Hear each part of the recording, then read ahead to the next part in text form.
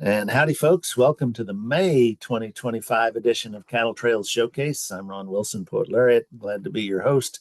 The purpose of the Cattle Trails Showcase is to continually highlight the communities, historical elements, museums, and other attractions along the historic cattle trails. Lonnie Steben is our showcase chair. The Cattle Trails Showcase was initiated 4 years ago by the International Chisholm Trail Association, now is a project of the Cattle Trails Consortium, which seeks to promote all the historic cattle trails: the Chisholm Trail, the Western Trail, also known as Great Western, Shawnee, and the Goodnight Loving Trails. Frontier military forts played a key role in the history of the West.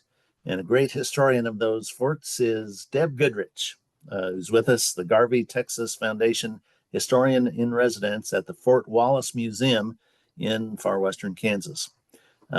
Many credits, too many to mention, but she is the author of the recently published book, From the Reservation to Washington, The Rise of Charles Curtis.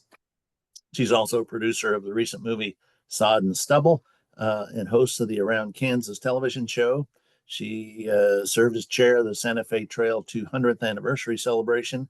Is currently on the Kansas Cowboy Hall of Fame Board of Directors and other distinctions. She's headed to Denver today to speak to the American Frontier History Association group. So I'm curious about that too. But for now, Deb, please tell us about Fort Wallace and the frontier forts and the cattle trails. Thank you, Ron. And Ron, I have to say, is a treasure. We both write columns for Grass and Grain, and along with Tom Gray, or Jim Gray, I mean, and Tom Gray is the bass player. Um, but um, what a wonderful group, and work so hard to preserve and venerate this amazing history. As I was telling Tom Hawk, I am not a native Kansan. I'm a native Virginian. I grew up in the Blue Ridge Mountains on the North Carolina line. So Mayberry RFD, Mount Airy, North Carolina, was 8 miles from our house, and so that section of the world, 50 to 100 mile radius, everybody's or used to be a cousin. You know, other folks have moved in now, but used to be everybody was related, and I still go home quite a bit. And that has a lot of connections to Kansas. And I was just telling Ron and Lonnie that when I was a kid back in the Blue Ridge Mountains, I was watching the movie Santa Fe Trail, the old one with Errol Flynn and Ronald Reagan and Olivia de Havilland. Still one of my favorite films. The history in it, the accurate history, there might be 5 minutes of good history in it, but gosh, what a story. And when I came to Washburn, came to Topeka as a non-traditional student, I graduated college 20 years after I graduated high school. Um, I was walking around Topeka Cemetery because I'm from the South and we love dead people. So that's how I got to know the community. And I literally uh, trip, literally, because it's a very small, flat marker over the stone of Cyrus K. Holliday. And you all know who Cyrus K. Holliday was because of your interest, of course, founder of the Atchison, Topeka, and Santa Fe Railroad, five-time mayor of Topeka, one of the founders of Topeka. I love Cyrus Holliday. And the only reason I knew who he was is because of that movie. And that's when it hit me that all these people have been here, right here. And I've been a Kansas history person ever since. And about 10 years ago, I would come back this way. I live in Oakley, so I'm 75 miles from the Colorado line. The Fort Wallace Museum's 25 miles from the Colorado line, and in the Mountain Time Zone. Fort Wallace Museum is in the Mountain Time Zone. Um, I came out to do some programming and I wound up moving out here. So I've been living in Oakley 9 years, I guess, and involved with the museum all that time. And the Garvey Texas Foundation pays my stipend to be involved, and it's wonderful. Um, we don't know how Fort Wallace got the nickname or the moniker, the Fightin'est Fort in the West. It may not have been concurrent with its existence. We're not sure, but it works. It's still good. And that's me in my animated life, which is so much easier than my real life. So, Pond Creek Station. Okay, and I don't know how to do this where, I'm not sure exactly. James B. Pond. Okay, when Jane asked me, Jane Pierce, who's the president of the Memorial Association, asked me to come out to Fort Wallace and speak one time. And, 10, 12, 15 years ago, I don't know. And I said, well, I've got a new book on Kansas and the Civil War. I could talk about that. Well, we don't have anything to do with the Civil War out here. And that's how people think. Kansans see the state divided. You've got the eastern part, the western part, the middle. If you're in eastern Kansas, you think that's the western part. I mean, it's just kind of squirrely how people identify themselves. And I just about came unglued and I said, it's got everything to do with the Civil War, everything. So they don't say that anymore. And that's been a real learning curve. But James B. Pond, Major James B. Pond, surveyed for the railroad out in our neck of the woods. So the Pond Creek Stage Station on the Smoky Hill Trail, um, for the Butterfield Overland Dispatch, the stage line that operated from Atchison to Denver. This is that stage station, and we still have that. It's on the museum grounds, and it is the only one of those stage stations that is left. Um, all the others are gone, but this we have still have that original station. So Pond Creek is named, it's a creek named for James B. Pond. It got real confusing, but it's named for him. And he, of course, fought Quantrell at Baxter Springs, another great cattle town. So James Pond was very, very well known at the time. And Camp Pond Creek was established to protect the stage station, of course, from the Native Americans. And here is the Pond Creek stage station on our museum grounds. And it's I guess our most valuable artifact. I mean, it's pretty amazing that we have it. And I'm gonna since we don't have a long time to talk, I'm gonna alter a couple of things I say here, but I'm gonna get back to that in a minute. Okay, so that's the painting that Jerry Thomas did of the stagecoach. The illustration on the right is one that Harper's, Leslie's, those guys, the illustrators, I don't know where we would be without them, but Theodore Davis is the one who did so much in our area. And he did not do this from descriptions. He was in that stage when it was attacked by the Cheyenne. So that's pretty incredible that he actually experienced this attack.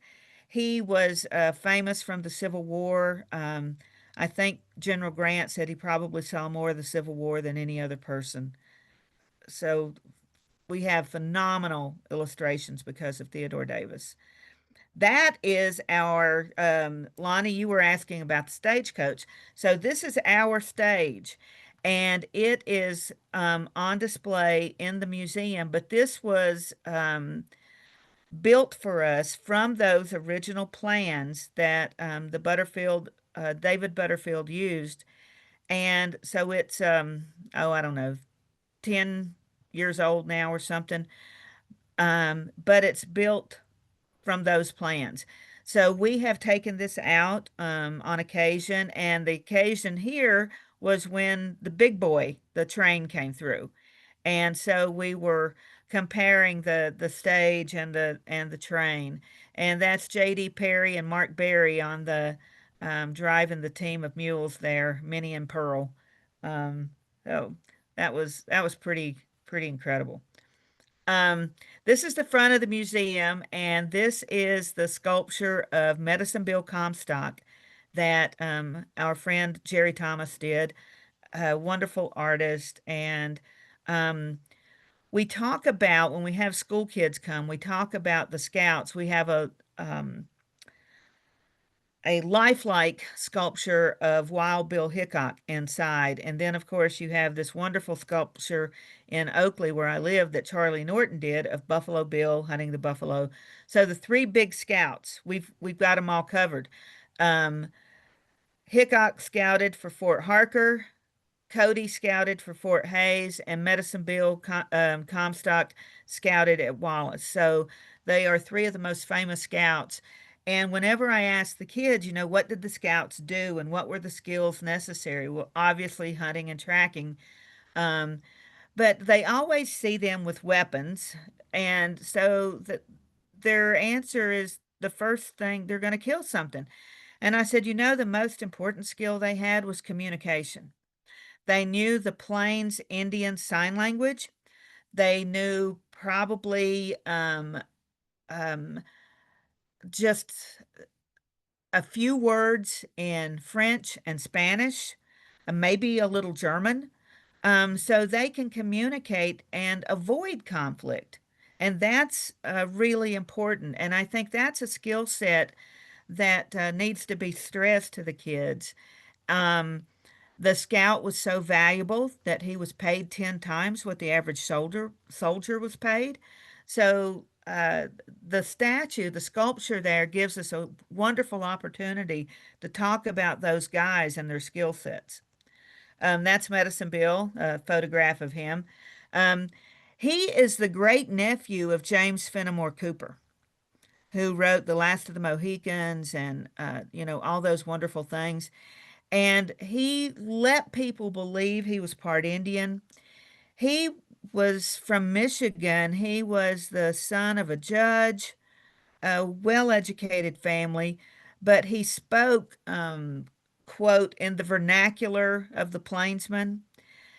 Um, so he was he just let people think that was his background, but he was very well read. Um, and his eyes, you can tell that he has blue eyes. And one of the descriptions said, when he looked at you, you felt like you were being photographed, that no matter where you were on earth, he would recognize you. It's a wonderful description of him. This is a little film. This is on our YouTube page for Fort Wallace. A wonderful little film we did called Thoth's Dragon, and that is Carson Norton portraying Dr. Theophilus Turner and Ethan Riggs portraying Comstock, and it's about the discovery of our plesiosaur. And we have a 45-foot plesiosaur. Actually, what we have in the museum is the casting. The real deal is in the Drexel Academy of Natural Sciences in Philadelphia. So this little film, we've had over 110,000 views. Um, the narrator is a friend of mine who is from Scotland, and I wanted him because I wanted to get across that international aspect of the frontier army in the West.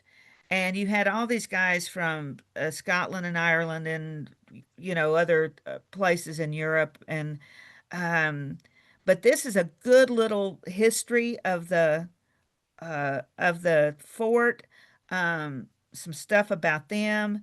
It's very low budget, but the story is really good, and that part is really well done. We didn't have a lot of money to work with, but a lot of people did a very good job putting it together. And again, that's on our YouTube channel with Fort Wallace, and it's also on History Fix, streaming service. This is Dr. Turner, our living our living lifelike sculpture of Dr. Turner, and that's the artist Melissa Rao. And, we don't have any of the buildings from Fort Wallace. When it was decommissioned in 1882, the buildings went for materials. So they're in barns and houses all over Wallace County. So our museum has a few artifacts and we tell the stories, but these lifelike sculptures have really helped us connect the stories to the folks coming in. That's another one from the film. Um, and shows the landscape. I love this because it just shows that wonderful landscape of the high plains. That is the plesiosaur casting that's in Philadelphia. It is hanging over their welcome desk when you walk into the Museum of Natural Sciences. That's the first thing you see. The real fossil is upstairs in a drawer. I may have, and that's Dr. Turner and his good friend Fred Beecher. And this is our lifelike sculpture of Roman Nose, the Cheyenne warrior. And Melissa did it. And then our friend Ken Widener, a lot of you know, did the accoutrements and the war bonnet and stuff for him. And our friend Thomas White Eagle portraying Roman Nose for in 2018 when we did the Forsyth Scouts in Beecher Island. Reuben Waller, one of the Buffalo soldiers who was stationed at Fort Wallace, who wound up living in El Dorado and died at 105. Um, just an amazing story, and we have a lifelike sculpture of him. And this is his third great granddaughter from New York visiting him. Yeah, just and this is, oh my gosh, I love this. Some of you may know these guys. So that is Rubens' sculpture there on the right. In the middle is Jerry Robinson, who was Rubens' great grandson and came to the museum to speak. On the left is Warren Robinson, and he was in the fire department, was a fire chief in Hutch. He knew Reuben. Reuben died in 1945, and Warren was born in 1940. So he went to Reuben's funeral. He remembered him as a child. Um, just an incredible, incredible story. Okay, that's all on that one. And I'm going to, okay, it's 10:20. I'm going to back up and say a couple of things because Tom is from Cumberland, Maryland. Um, so um, the one of the Civil War connections. Okay, so a lot of you, because of your interest in history, know what galvanized Yankees are. Galvanized Yankees are Confederates who were captured and then allowed to avoid prison by serving in the Union Army, but they would mostly be sent out west because they didn't want them fighting their home folks or, deserting and all the problems that would cause. So, one of my friends, Dr. Tom Lowry, who was a Civil War historian, sent me a book he had written, Galvanized Virginians. And his ancestors were Virginians like mine. And so, um, there were all these guys that my great grandfather had served with in the 50th Virginia, and I was looking at that. So there are several of them in the spring of 1865 from the unit my great grandfather was in, the 50th Virginia, who are, God, what's the word? Uh, oh, heck. They're basically driving freighters, essentially. I think they may have had but they're basically freighters for the Army. But they are coming to Pond Creek Station. And I'm like, oh my gosh. So from my little place in Western Virginia, some of the guys that my great grandpa knew are coming to Fort Wallace. So a couple of weeks after he sent me that, I was in the museum, and this young man comes in, and he's like, I'm real interested in Pond Creek Station. He said my great grandfather was a freighter, and he was a galvanized Yankee. And I'm like, really? And he said, yeah. And I said, from where? And he said, well, he was um in the 50th Virginia. And I said, really? He was not in the same company as my great grandpa, in another company, but also in the 50th Virginia. I had just highlighted that name, and I opened the book and showed him where I had highlighted his great grandfather's name. He was from Ohio, and he was just passing through, and he knew nothing about Fort Wallace. He hoped to see a historical marker or something. But Dr. Jake was there, and I told him, I said, walk in Pond Creek Station, because he would have walked in that building. And Mark Smith, who owns the property where it originally sat, was home. So he got to go down and walk the property, where his great grandfather had, we know that he had walked. And it was incredible. It was, those things just make life worth living, all the cool things that you're involved in. So I'm happy to take questions. I can talk all day, but that's just a few highlights. And let me say one other thing real quick. In researching Fort Wallace, the government is always putting ads in the paper for hay, wood, different commodities, coal sometimes, and cattle. So they're buying cattle. So one of the things that I've talked about, like I've spoken to the KLA and different things, a lot of those original cattle guys on the plains are soldiers, and the guys that are hired by the forts to drive cattle. Because I think, like, when in 1857, when Sumner goes out with his um deal against the Cheyenne, each column of soldiers, one from the north, one from the south, is driving 200 head of cattle. So that number shows up a lot. I think they're buying them in chunks of 200 most of the time to feed the forts. And so the relationship between the forts and the cattle drives is huge. It's really big. Wow. Deb, thanks for these fascinating connections. Last weekend, I was in Baxter Springs Oh, and cool. studying up on Quantrill, and it was Lieutenant Pond at the time, the commanding officer of Fort Yep. Blair, that repulsed Yep. Quantrill with the aid of the colored troops that were there. Yeah.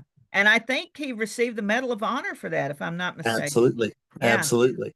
As did his brother Homer, as a matter of Yeah. fact, in a similar conflict. Fascinating. We'll open this up for questions. Feel free to unmute or post questions in the chat. But tell us about your book and Sod and Stubble. Can you give us a quick overview of that? Okay, the book about Charlie Curtis. Charlie Curtis, of course, was from Kansas. He was born in 1860. Mixed race. He was Kaw or Kanze Indian and white. His father's side of the family were basically Puritans, came from the New England area originally. And much was made of that he was uniquely American, um, coming from the Indian and the Puritan, the Pilgrim. And he was vice president under Herbert Hoover. And of course, vice president is like no man's land. But before that, he was a congressman and he was U.S. Senator. He was the first Republican majority leader. Um, they there are opinions that when he was Senate Majority Leader, he was the most powerful man in the country. That would have been under Coolidge. He and Coolidge were very good friends. He was the master of compromise at knowing what people wanted and going across the aisle. He's got a lot of really interesting qualities. Um, Sod and Stubble, the film, I'm very proud to be part of that, is based on the book that the economics professor from KU, John Ice, wrote in 1936 about his pioneering family.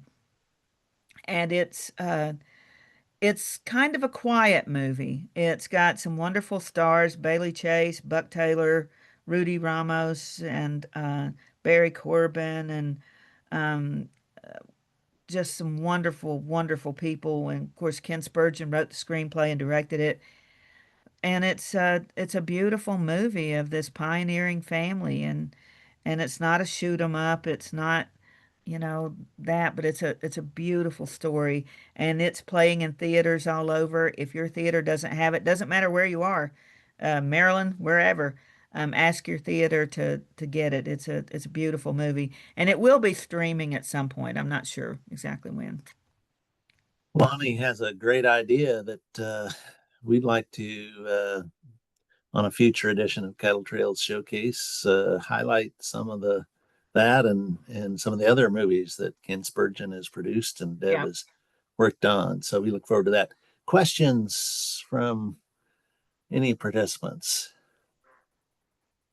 Hey, Deb, Hey, how are honey, how are you? you? I'm great. How are you? Good. Um, can you talk more about the Buffalo Soldier companies that were stationed at Fort Wallace, please? Oh boy, you've got me thinking this morning. I hate to Was do that. it they were probably infantry, right? Um, well, you've got, Reuben is cavalry. Okay. But you've got honestly, it gets complicated, Michael. You Okay. know, in uh Leo's book on Fort Wallace, Leo Oliva, of course, being the expert. Um, you've got like Reuben Waller is the ninth. Is he ninth or tenth? God, I can't even remember that. So we have elements of both of the ninth and tenth U.S. colored troops, but Right. then we also have some of the infantry guys, and I'll say the number wrong because my brain's mush, but um, we do have some infantry guys, and you all probably remember better than I do, but wasn't it the infantry guys that they thought was spreading the cholera outbreak in 1867? They thought that it turned out not to be true, I don't think, but I believe it was um, when we had the horrible cholera outbreak in 1867 along all those posts along the Smoky Hill. Um, they attributed it to some of the black troops who were being moved from fort to fort. They would have been 24th or 25th Infantry. So whether or not those guys were really stationed at Fort Wallace gets Ah, complicated yeah. because guys, and this, it's the same thing today. Guys move from post to post without being stationed at that post. They're stopping at that post. And so we know that, well, we believe that probably not even the guys, the black troops who are stationed there might not even be living on post. We don't believe they had barracks. We think they're living in tents, though we can't state that positively. But those infantry guys who were coming through, I don't think they're actually stationed there.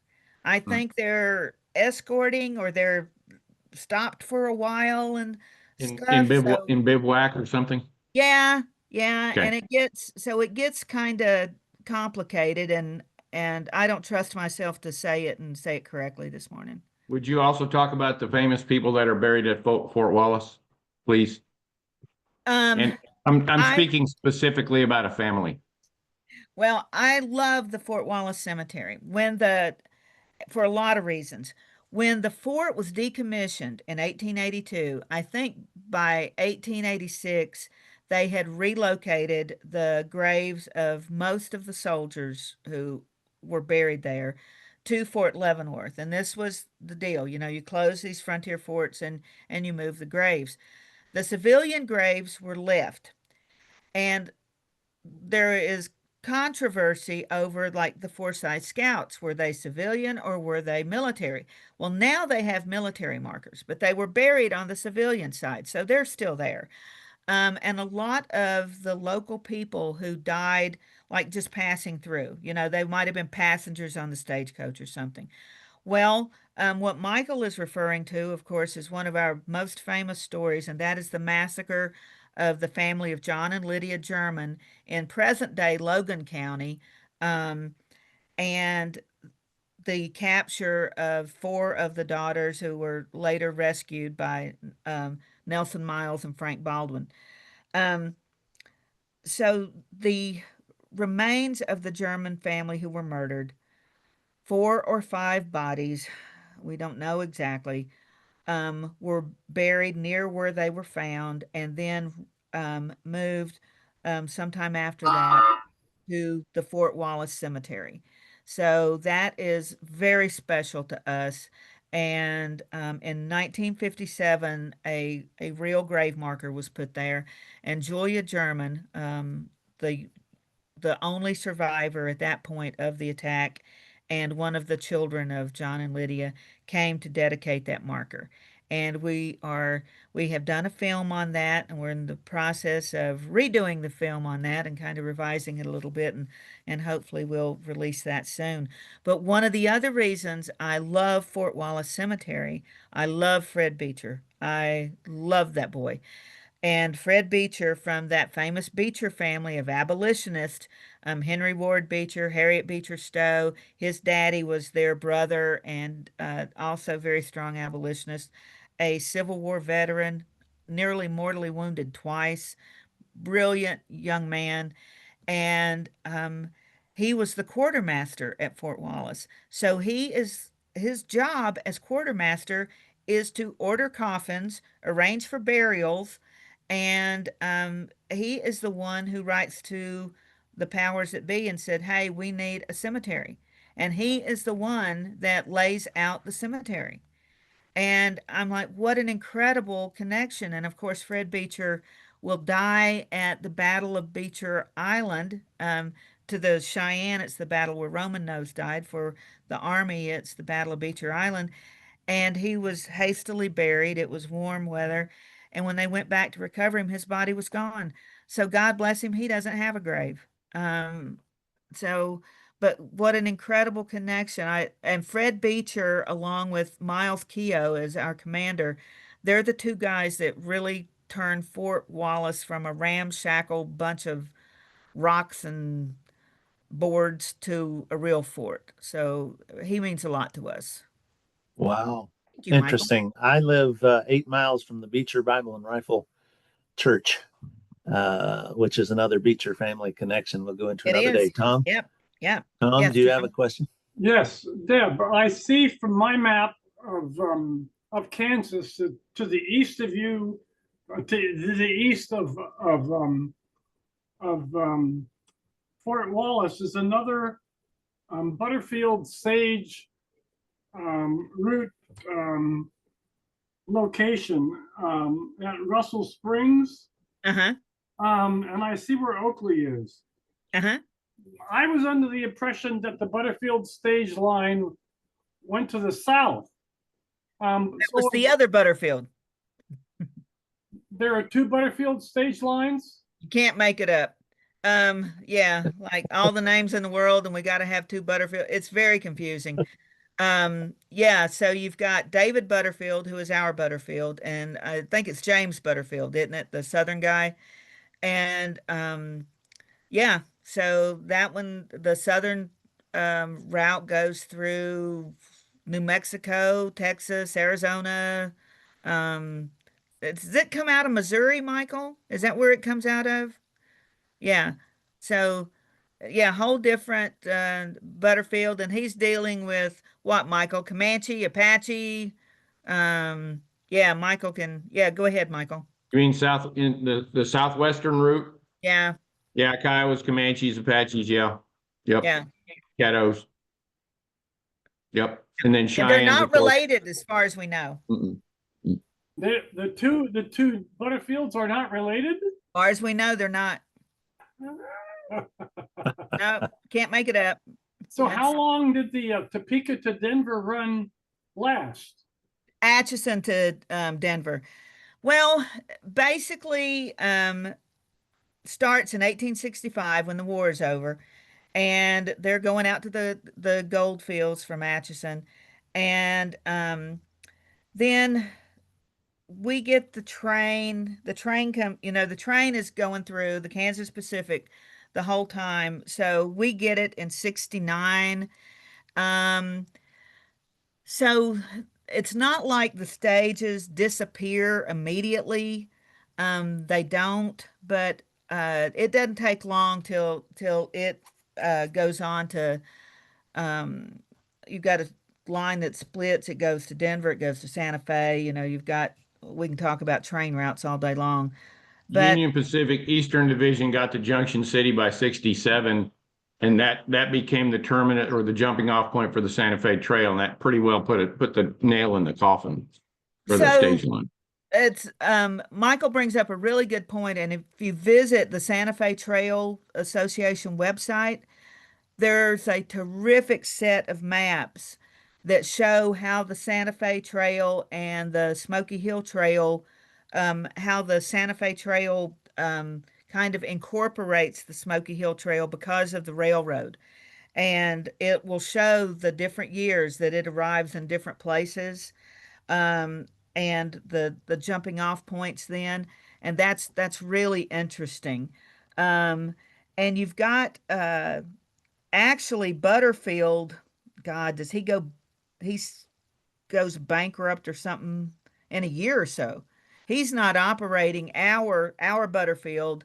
It's bought out by Wells Fargo, I think. Yes. And um, so he's only operating a year or so. But the other thing, the stages and freighters, you're going to have um, them kind of switching gears. And like if you've got little communities that aren't on the railroad line, they're going to be offloading passengers or freight. And so it's just not going to be the long stuff. The train takes the place of that, but it doesn't take the place of all stage or wagon travel. Yeah, you don't make money off passengers, you make money off freight. Yeah. Yeah, Michael's much more up on that than I am. Deb, the Atchison, Topeka, and the Santa Fe Railroad. My understanding is that it went through Dodge City. Yes.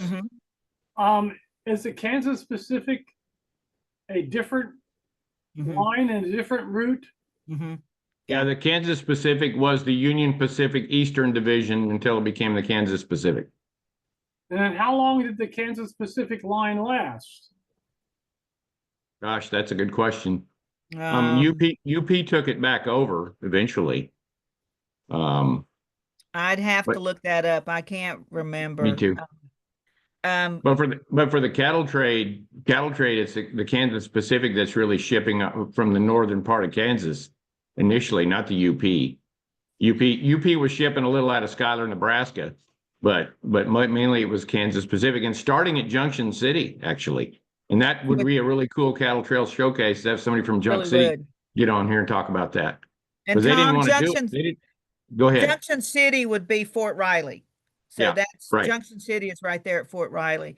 And that's the Smoky Hill Trail. That is part of the Smoky Hill Trail. So it's following the Smoky Hill River. So basically the Kansas Pacific is following the Smoky Hill River. So it is going straight across Kansas. The Atchison Topeka is cutting a diagonal across Kansas from the northeast to the southwest. Kind of a big swoop. Yeah. So the Kansas Pacific is kind of close to the current route of Interstate 70. Yes. Until Yes. it gets to Oakley and then goes. Yes. Okay. Yes. You've given me some more sightseeing to do. Good. Good deal. Well, and speaking of sightseeing, Deb, so the Fort Wallace Museum is on Mountain Time. Yes. What is it open during the summer, during the week? Yeah, so we're open every day during the summer. This is our summer hours, so we're open daily. Just check the Facebook or website for hours. And we've got a big event coming up on June 7th, starting at 2 o'clock in the afternoon. Our stagecoach guys from Missouri are coming, and we're having Captain Keogh's commander's call. So we're going to have uh, entertainment and food and a wonderful, wonderful time on June 7th. And then our big event in September we have living history presentations. And let me get the date right. It's September 5th and 6th. Our community, we only have 1,500 people in Wallace County. When we do our living history, we have over 1,000 school kids from Northwest Kansas come. Most of the time it's 12 to 1300. And we have some incredible living history. This year, our focus is cowboys and cattle trails.